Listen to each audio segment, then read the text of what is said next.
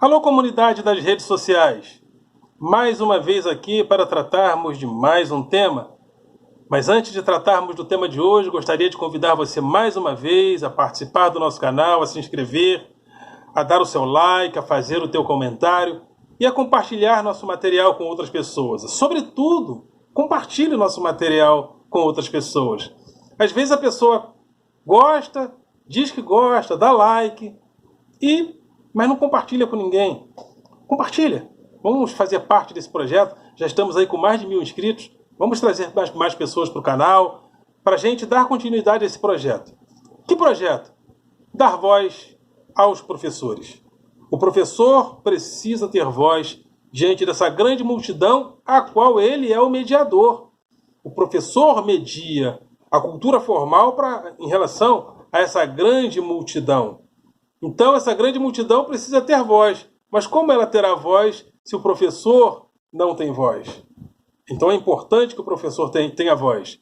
Então, você aí que é professora da creche, de alunos até o 5º ano, do 5º ao 9º ano, do ensino médio, sobretudo da escola pública, vamos para o debate público, faça o teu canal, faça o teu grupo de Facebook, enfim. Enquanto não temos vozes tão representativas assim na superestrutura do poder, vamos influenciar a sociedade com a nossa presença. Que o professor tenha voz. Esse canal também tem o objetivo de combater o pensamento binário nas redes sociais. Inclusive, o tema de hoje vai tratar de um dos aspectos do pensamento binário. Aquele pensamento binário que entende que pau é pau, pedra é pedra, ou está comigo é nazista, ou está comigo eu tenho que ir para Cuba. Esse tipo de pensamento não deve ser o pensamento que norteia a nossa forma de agir ideologicamente. Porque o sistema binário ele é o sistema que organiza a rede, que organiza essa tecnologia digital. Mas nós somos seres humanos, nós não somos binários, nós não somos uma máquina apenas, uma máquina de computador, um smartphone. Então que a gente habite a rede, não caia na rede. Né? Os peixes caem na rede. Mas nós que somos homens, mulheres, gays, lésbicas ou simpatizantes, vamos habitar a rede. E não apenas cair na rede. Eli Vasconcelos lançou o seu livro Crônicas, Poesias e Heresias. Vá ao Google, descubra lá o site da Amazon e solicite Crônicas, Poesias e Heresias de Eli Vasconcelos.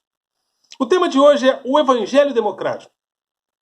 Evidentemente, esse tema ele é um questionamento, ele é uma ironia. Porque nós fazemos parte, no Ocidente, de um tipo de tradição que é a tradição da verdade. Ou seja, a ideia do Evangelho, as ideias do Evangelho passaram para a gente que existe uma verdade, que é Jesus, e essa verdade que é Jesus deve ser levada para os povos. Mas isso é inaugurado pelo ID de Jesus Cristo. Ide e pregai, ide por todo mundo e pregai o Evangelho a toda criatura. O que acontece é que as tradições anteriores ao cristianismo, as tradições nativas, até hoje nós temos isso pelo mundo, as pessoas pertenciam à religião e à tradição dos seus pais. Os judeus, por exemplo, criam no Deus de Abraão, Isaac e Jacó. Era o Deus dos pais, era o Deus da tradição. Na Síria, por exemplo, de onde esses dias eu vi o jornalista Guga Chakra, da TV News, da Rede News, né? Como é o nome do canal, meu? Globo News. Da Globo News dizer o seguinte: na Síria, ser cristão ou ser muçulmano depende muito do lugar de onde a pessoa nasce, onde a pessoa vem. Às vezes tem um bairro, tem uma localidade, quem nasce ali é cristão, por identificação direta. Quem nasce em outro lugar é muçulmano, por identificação direta com aquele local. Então, isso ainda existe pelo mundo. Mas o cristianismo traz a ideia do ide e pregai. Então, a ideia de que Jesus Cristo é verdade e essa verdade deve ser levada para outros povos. Isso, de uma certa forma, nós trazemos para a política também. Só que nós trazemos isso para a política de tal forma e nós levamos este tipo de comportamento da verdade absoluta política para o nosso comportamento de extrema-direita hoje. Essa atitude hoje do filho do presidente Bolsonaro, criticando a China, mais uma vez atacando a China comunista, né? A China, na realidade, é um capitalismo de mercado, mas usa o símbolo do comunismo, porque lá é partido único. Então, essa implicância com a China, nosso maior parceiro comercial, nosso superávit de mais de 32 bilhões tivemos com a China por aí. Então, esse problema com a China também, eu penso que nasce daí, de uma ideia de que se há alguém e algo exótico ou muito diferente da gente, nós devemos levar a nossa verdade, que a nossa verdade política a respeito da democracia, da liberdade, é a verdade, como se houvesse uma deusa democrática eterna em nós e nós devemos levar a divindade da democracia para todos os lugares do mundo. Não. Democracia não é uma deusa verdadeira. Aliás, eu tenho uma tese de que a democracia não vai permanecer para todo sempre no planeta, entre nós. Porque todos os regimes, ou pelo menos não vai permanecer da maneira como ela vai se modificar e um dia também vai acabar. Mas qual é a função de um democrata? É lutar para que a democracia permaneça entre nós pelo maior número de tempo possível. Apesar de tudo isso. A função de um democrata não é fazer com que a democracia fique para sempre no planeta Terra, porque ela não ficará. Como nenhum regime político predominante ficou. O próprio capitalismo vai ficar para sempre? Não. Então, mas nós temos essa ideia de que a filosofia é uma deusa eterna, verdadeira, e que deve ser levada para evangelizar os mentirosos que não são democratas. Mas isso não é uma realidade. Porque a política, ela é... Eu suo muito, pode ter ventilador, ar-condicionado, eu suo muito sempre. Mas a democracia não é isso. A democracia, ela está no campo da ética e não no campo da moral. A cultura judaico-cristã está no campo da moral. Uma moral, ela é indiscutível. Ou é ou não é. A democracia não. Ou seja, a política não. A política está no campo da ética. Das discussões éticas, que são dialéticas.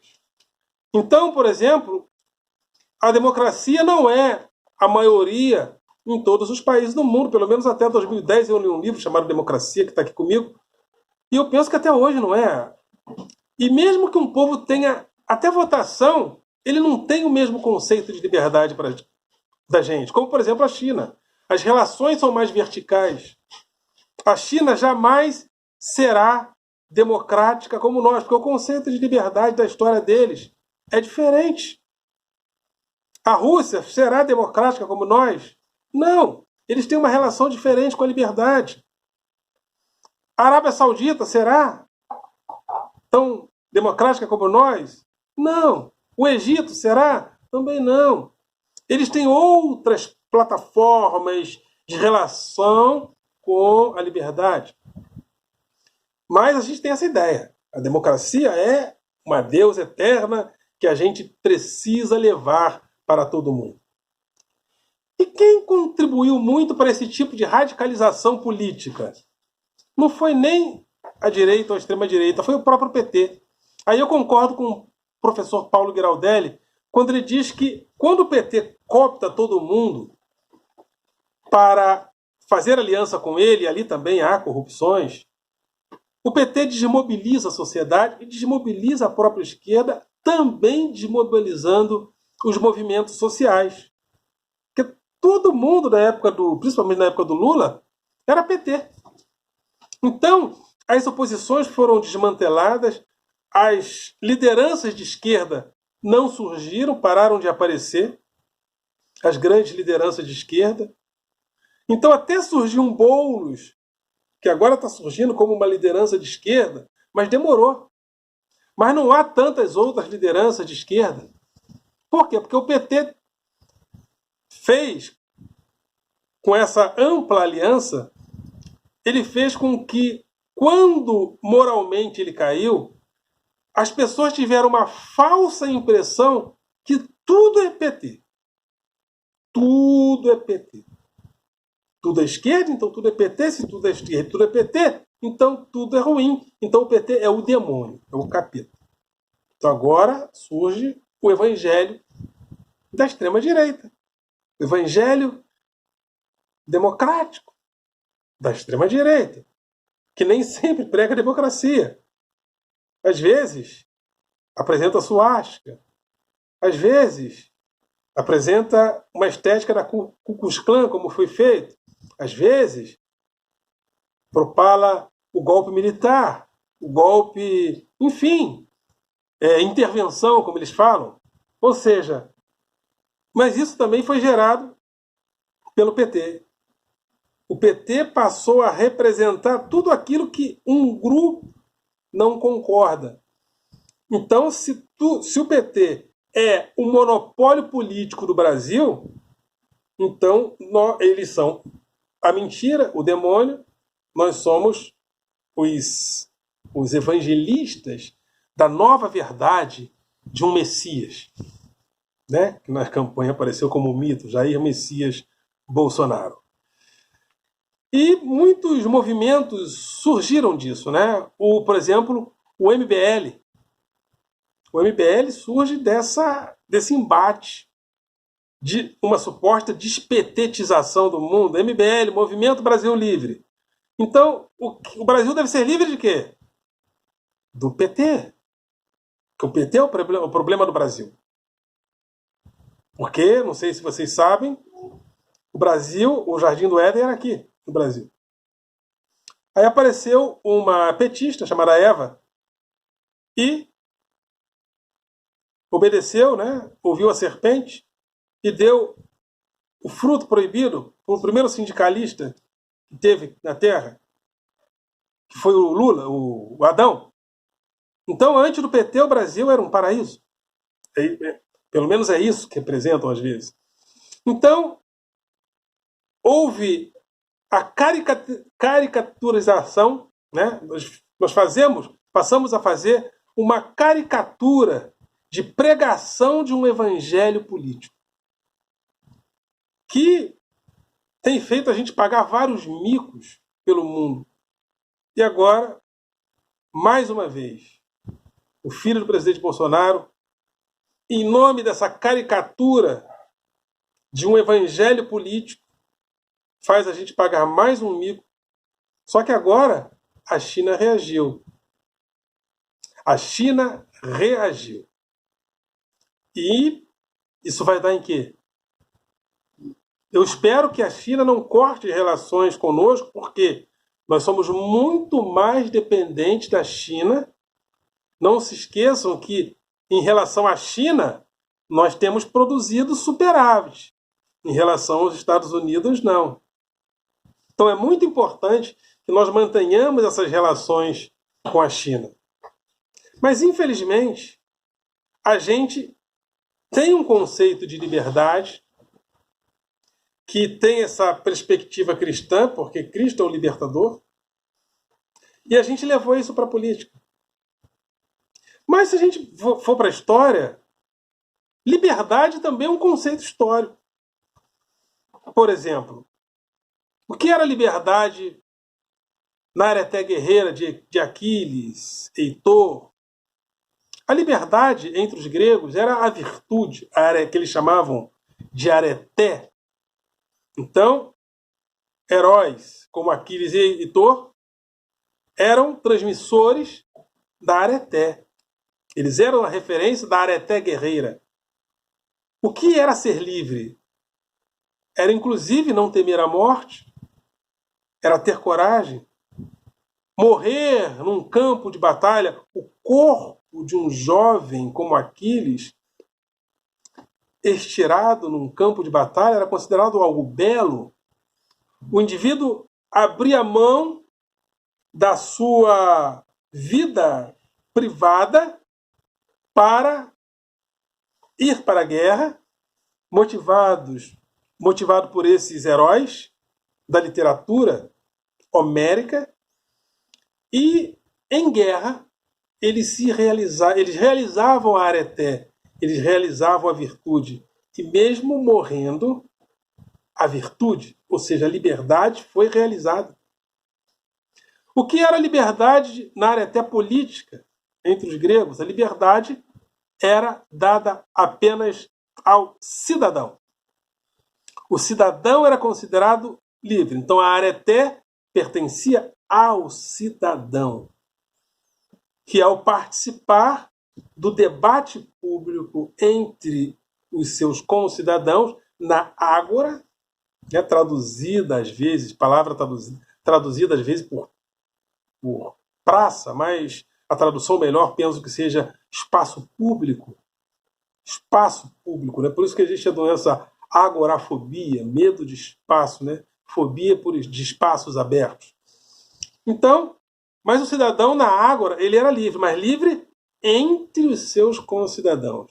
Não havia essa ideia de liberdade individual. Mas com o tempo, nós fomos construindo essa ideia de liberdade individual. Nós começamos a construir isso principalmente a partir dos séculos XV e XVI, quando a burguesia queria se livrar da influência da igreja e da influência dos reis.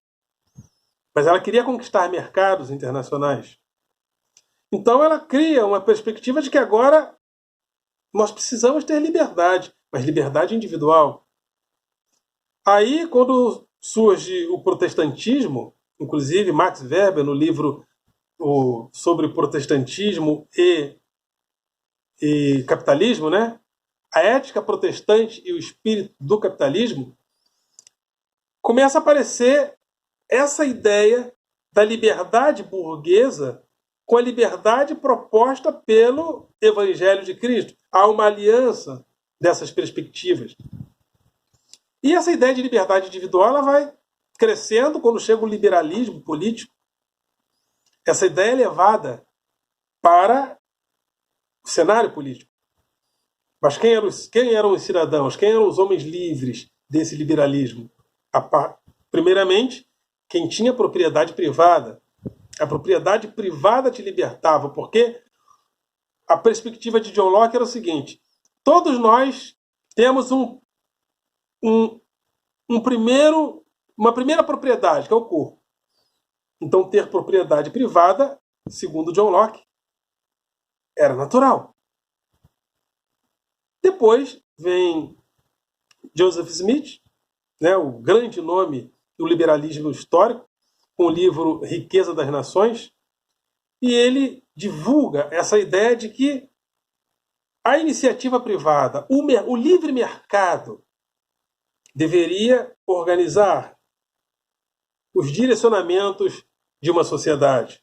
E o Estado ficaria apenas em algumas infraestruturas, com a educação e, sobretudo, com a segurança.